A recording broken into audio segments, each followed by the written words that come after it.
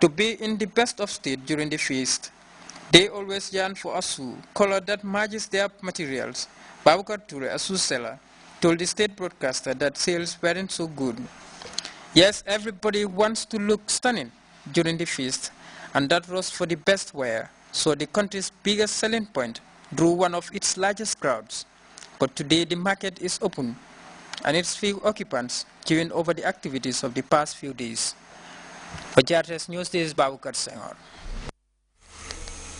Residents of Brikama Jambarsane and officials of the National Disaster Management Agency have embarked on an exercise to clear the area of scrubs and waste. Jambarsane is one of the 7 areas that are considered to be hotspots for floods in the area.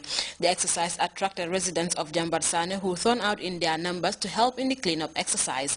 Ibrahim Jata has details in this report.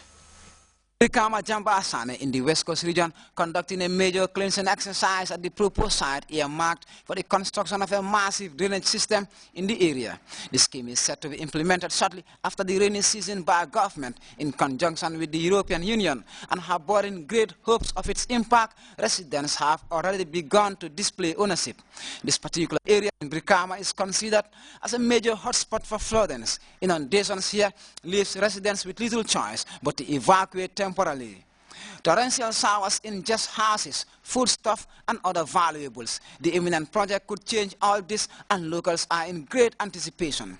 The acting regional coordinator of the National Disaster Management Agency in the West Coast region, Gani Jeng, explained the reason behind the cleanup exercise predominantly for Jambarsane, and urged the community not to leave everything in the hands of government and its donors. The participants are going to be from the area where the hotspot is. And during that training, the last day of training, that was the time we come up with this idea that, let's see, on the 3rd of August, let us take it as a cleaning exercise program and at least clean the area, because, you know, if people are helping you, you should not just fold your hands and sit there like that. And these EU people are really willing to help us. This money is coming through NAUSU, and it is facilitated by Cityscape. So they are saying that now if we can clean this area at least to have a free flow of water, so immediately after the rainy seasons, they can start their contract and see how best to rebuild the drainage so that we can, this is from such emergencies like this. Officials of the Brikama Area Council also joined the cleanup exercise, putting environmental health and sanitation issues at the core of activities, defining the rainy season as liabilities increase. The manager of the Environmental Health and Sanitation Unit, Bakari Jadama, thanked the people of Jambarsane, especially the women folk, for their participation in the exercise. He advised the community to desist from indiscriminate dumping and to devise ways to manage the waste they generate. The Brikama Area Council is mandated by Local Government Act 2002 to make sure that the environment of West Coast, I mean starting from Kalaji to Katong, is kept clean. So as you could see, this is a very huge tax. And then actually, you know, as the situation is, we cannot take care of the environment alone. Environment is a cross-cutting issue, and everybody has a stake towards environmental sanitation. So as a result, we sometimes go out to the air and talk to the people as to how to keep their environment clean. Changing to adopt healthy attitudes and habits towards the environment is key for Lamin Kani, the public health officer at the Brikama Health Center. It can serve as a reservoir for breeding point for water-related vectors like malaria. And also, if we don't control our kids, you know, to get into this water, they can also develop a condition called schistosomiasis. And what is that one? Yeah, schistosomiasis, it can be, you know, recognized by, you know, blood in urine, you know, and is a very, you know, major health problem. And also they can also acquire skin infections as a result of getting into this innoxious water. It is against public health, and even it is unsightly. It is not friendly to see this. Pamane, the councillor of Nyambai Ward, was all praised for his people and the stakeholders who made the exercise a reality. He called on his people to manage their waste properly and avoid dumping litter into gutters, whilst expressing gratitude to the European Union for what he called a huge support that he hopes will put the area's troubles to rest. Emulating the initiative taken by the people of Jambarsane, especially in settlements considered to be hotspots for floods, could definitely bring some improvement to mitigation efforts, getting to put disasters caused by heavy downpours at bay. It will save lives, lodgings and essential valuables. Ibrahima Jata, GRTS. The local incense called gowe is largely used during the rainy season in the country by most women due to its power of reducing odor in the household. It has been used in the country for centuries. To find out how this famous incense called gowe is produced, the state broadcaster visited one of the sites in Lower Salem. Aissatou Mane reports. Gowe is largely used in the Senegambia region, especially during the rainy season due to its capacity of reducing odor. The gowe can be reproduced in several forms by adding spray, roasting it, or even using it in its dry form. In whatever way it is, it can be found in our markets and houses in various forms. The gowe incense is just normal grass that largely grows in swampy areas.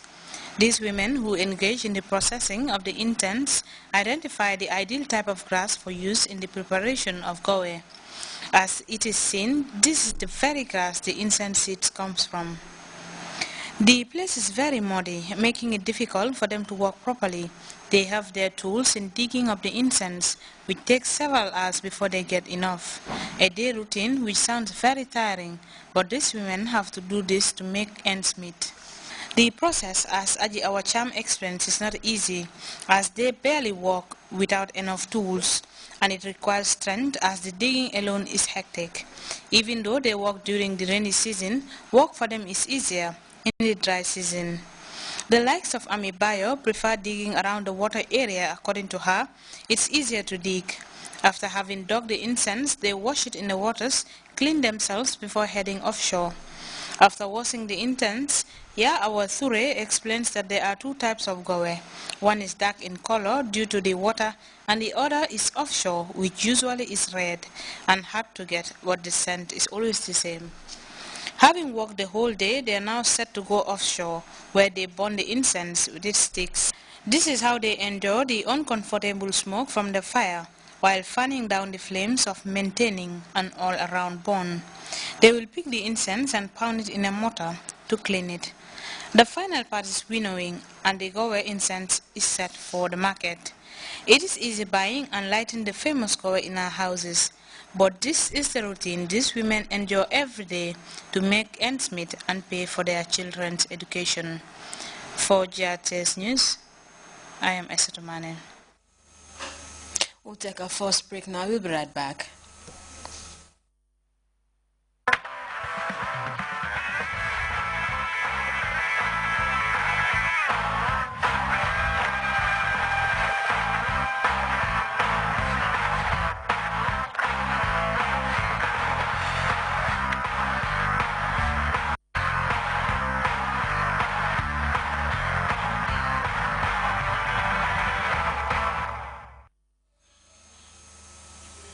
Welcome back. It would be a mistake to call the streets of Egypt calm, but they have been relatively quiet during the Eid al-Fitr holiday marking the end of Ramadan. That holiday comes to a close Sunday, and as Reza Seya tells us from the Egyptian capital, protesters feel a crackdown would follow soon. Rising once again here in Egypt as we enter another dangerous phase in this conflict, where on one side you have the military-backed interim government, on the other side you have these people, supporters of the ousted President Mohammed Morsi and the Muslim Brotherhood. They've been protesting for more than a month. They won't leave, they say, until Morsi is reinstated again. For about 2 weeks, the international community, led by Washington and the European Union, tried to get these two sides to sit down and make peace. Some were hopeful, but then all of a sudden the mood changed when the interim president here said those efforts have failed. And then the prime minister said these demonstrations cannot continue. Those stark statements signaled that a crackdown could be coming. Here's what makes for a dangerous situation. If a crackdown is coming, that means security forces are going to have to clear out a demonstration that has mushroomed into a small town, where increasingly you're seeing a lot of women and children who say they're aware something could be coming soon, but they're ready. The youngest child among us will be a lion against them. They want to come in, they are welcome. What makes them so frustrated is that we are peaceful. This is what we're seeing more and more at these demonstrations. Families, mothers with their children, infants, toddlers. The interim government has suggested these families are using their children as human shields, but these families reject that accusation.